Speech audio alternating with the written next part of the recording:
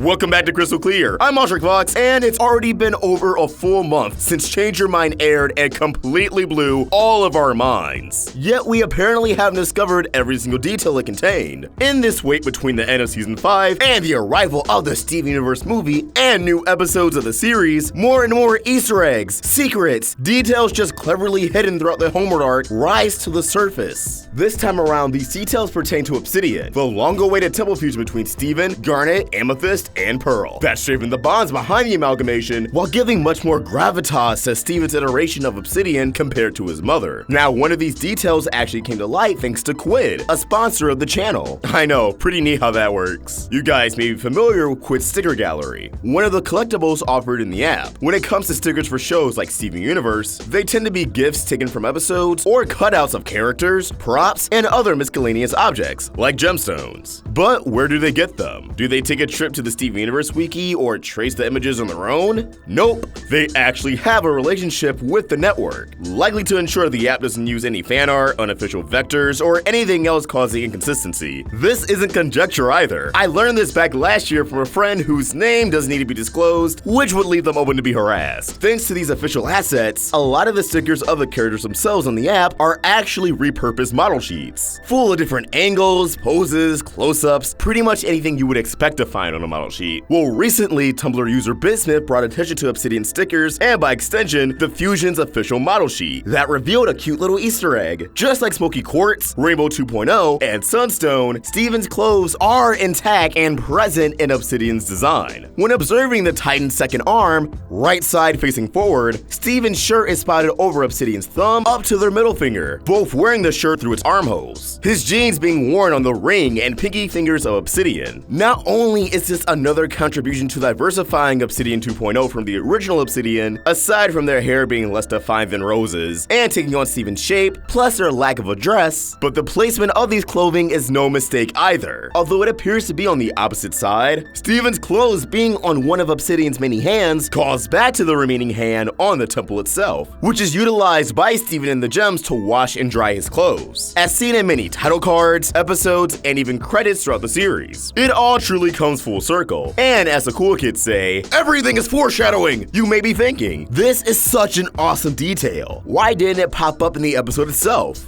And while for the most part, yeah, it got severely shafted, there's one scene in particular it pops up in. It's very blink and you miss it. But when Obsidian begins to crawl up the diamond mech like a spider, you can see Steven's shirt stretch across the aforementioned fingers for a brief period of time. It's only for a frame or two, so don't feel dumb if you didn't catch it the first few times around, like a majority of the fandom. I've lost track of how many times I've watched this episode, but it has been over a good 10 times. And I still didn't catch it. Yet, the Obsidian goodness doesn't end there, as another Easter egg may have finally decoded what's written on the sword. Tumblr user Pacific Moon Cookies found a correlation between the elusive gem language encrypted on Obsidian's sword to the region Steven Universe itself is animated in, Korea. After painstakingly aligning much of these letters on the blade to a Korean alphabet, seriously, kudos to you, this eagle-eyed fan found undeniable similarities. These letters were roughly translated in English to the everyone, which combined and translated once more comes out to all of us, illustrating the unity behind Obsidian, the core crystal gems working in unison, coming together for one common goal, as a part of a much bigger mission to defend the Earth, their values, and everything they stand for. Now, this incredible discovery, that I believe goes far beyond being a coincidence, brings us to a much bigger picture. There is yet to be a key for gem language, and none of the universe has really come forward to elaborate and throw us a bone. So many details and potential secrets just dangle before our very eyes. At most, Rebecca Sugar's brother, Steven Sugar, keeps tabs on the language,